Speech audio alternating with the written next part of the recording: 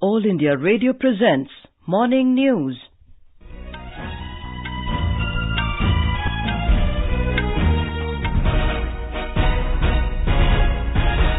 Good morning, I'm Anuja Kumar.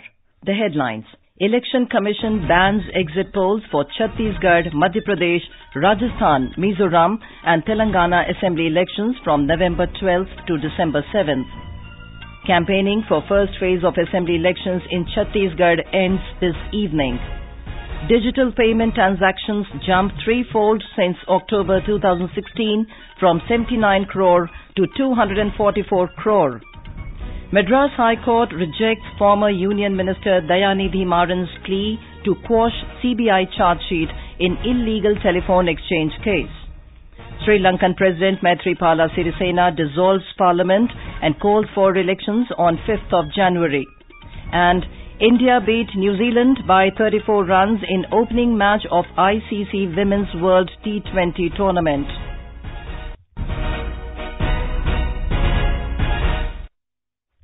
The Election Commission has banned exit polls between 12th of November to 7th of December in the poll-bound states of Chhattisgarh, Madhya Pradesh, Rajasthan, Mizoram and Telangana.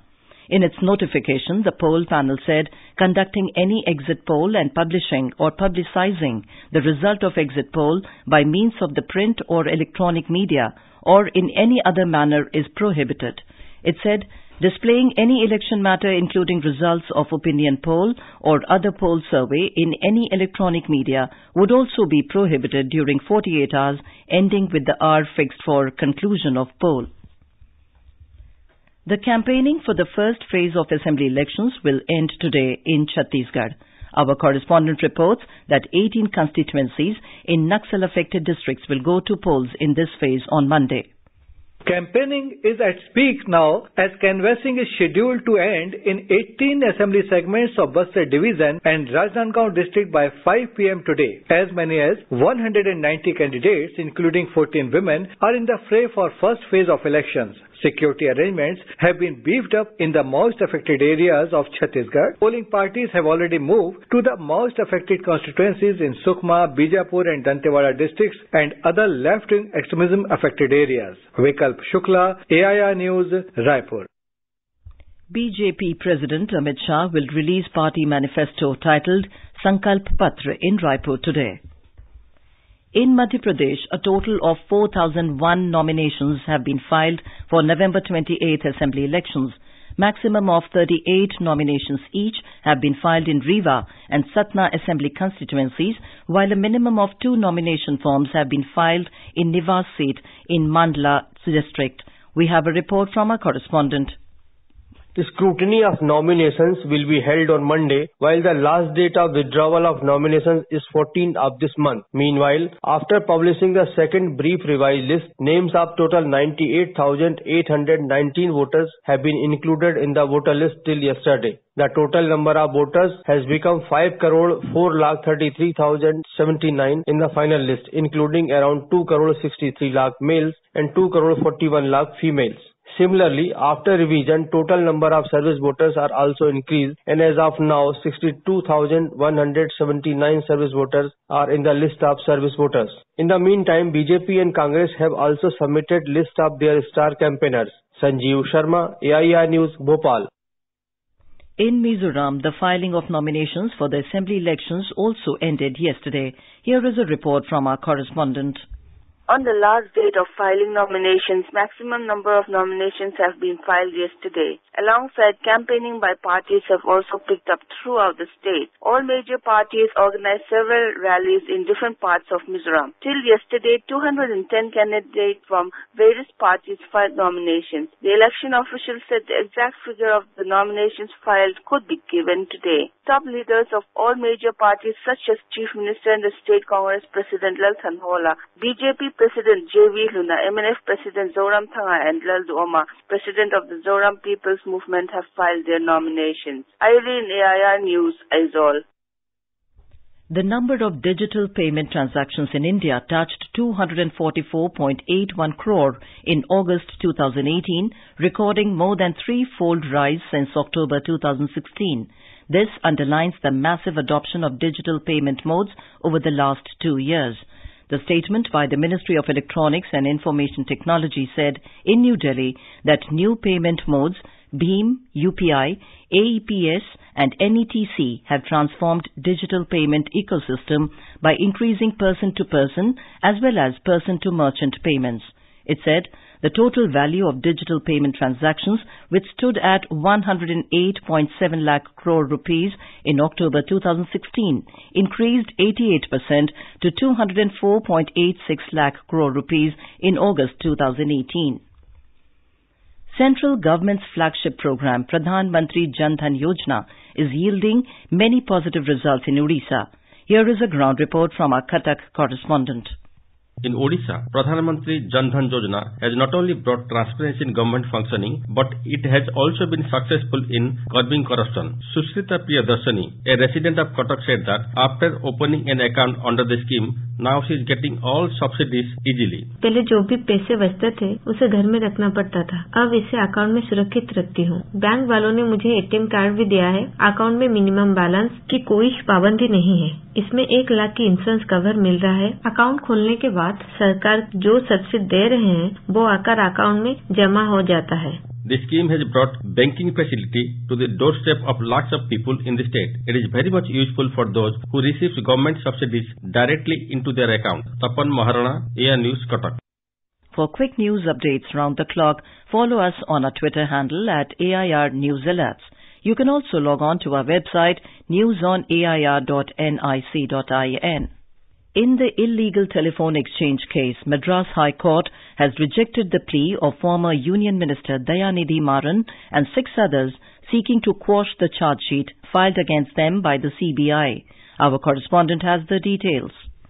The CBI filed the charge sheet against the Maran brothers, Sun TV executives and senior BSNL officials in 2013.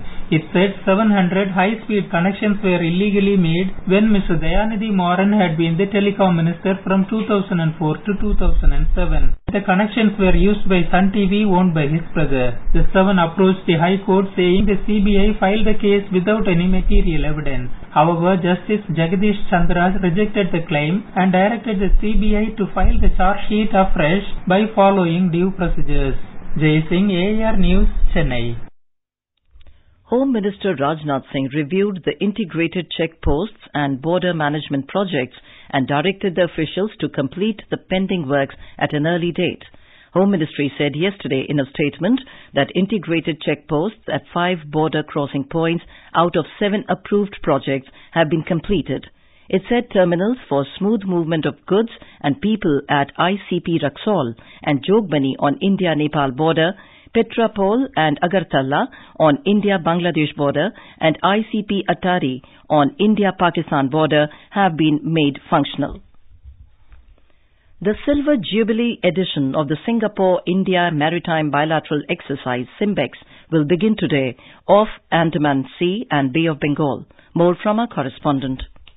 This will be the largest edition of maritime exercise since 1994 in terms of scale and complexity. It will witness a diverse range of exercise at sea, ranging from light weapon drills, including multiple missile firings. The number of missiles and torpedo firings being undertaken are perhaps the largest the Indian Navy has undertaken with any foreign navy till date. This year would also witness the highest number and variety of platforms fielded by both sides. Over the years, the two navies have increased their interoperability to a level that could be matched by few other navies. Anand Kumar, AIR News, Delhi. In Sri Lanka, President Maithripala Sirisena, in a surprise move, has dissolved Parliament and called for elections on the 5th of January next year. As per the Gazette notification issued late last night, Parliament stands dissolved from midnight last night and nominations for general elections will begin this month. Our correspondent reports that current Parliament's term was to expire in August 2020. The decision to dissolve Parliament was taken after the new government of Mahinda Rajapaksa failed to garner majority in the House. There was pressure on the new government to prove its majority when Parliament meets on Wednesday. UNP led by ousted PM Ranil Wickremesinghe has termed the dissolution as illegal and will be meeting Elections Commission to decide on challenging it. Mr. Rajapaksa said a general election will truly establish the will of people and make way for a stable country. However, next couple of weeks may see legal battle in Sri Lanka over President's move. Santosh Kumar, Kumar for AIR News from Colombo. Vice President M. Venkaiah Naidu has said that peace is the fundamental prerequisite for progress. Addressing Indian diaspora in Paris last night, he said throughout its history, India has always been a voice for peace and non-violence.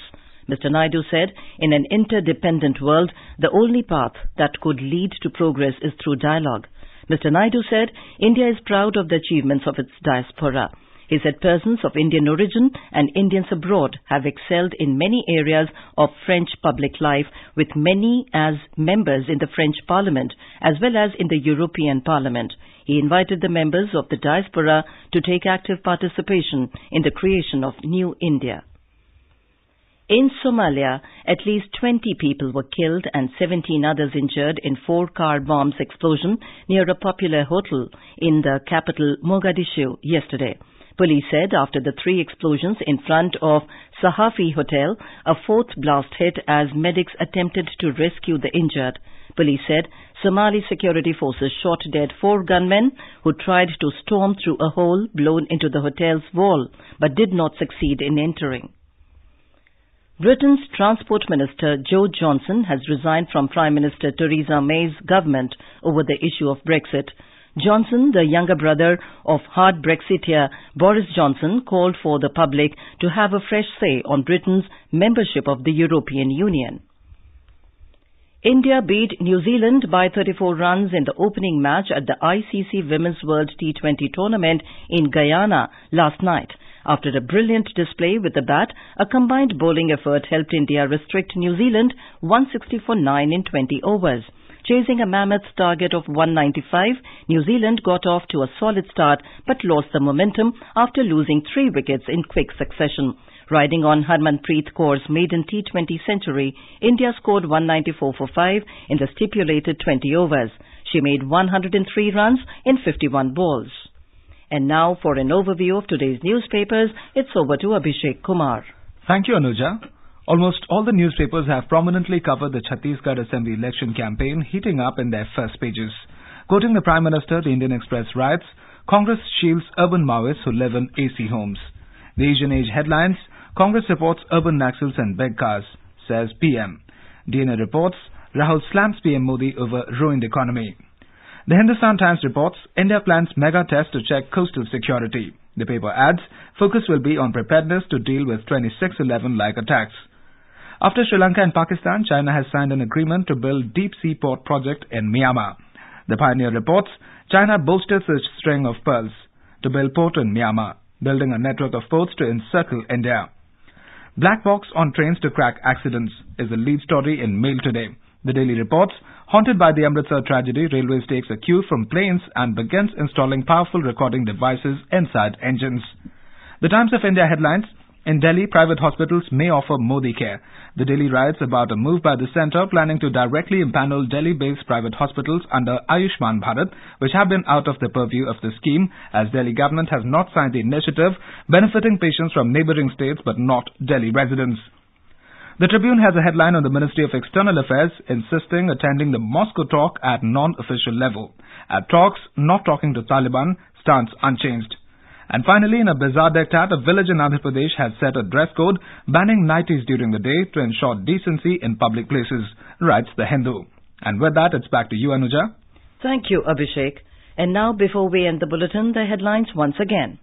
Election Commission bans exit polls for Chhattisgarh, Madhya Pradesh, Rajasthan, Mizoram and Telangana Assembly elections from November 12th to December 7th. Campaigning for first phase of Assembly elections in Chhattisgarh ends this evening. Digital payment transactions jumped threefold since October 2016 from 79 crore to 244 crore. Madras High Court rejects former Union Minister Dayanidhi Maran's plea to quash CBI charge sheet in illegal telephone exchange case. Sri Lankan President Maithripala Sirisena dissolves Parliament and calls for election on 5th of January. And India beat New Zealand by 34 runs in opening match of ICC Women's World T20 tournament. And with that, we end the morning news. Have a nice day.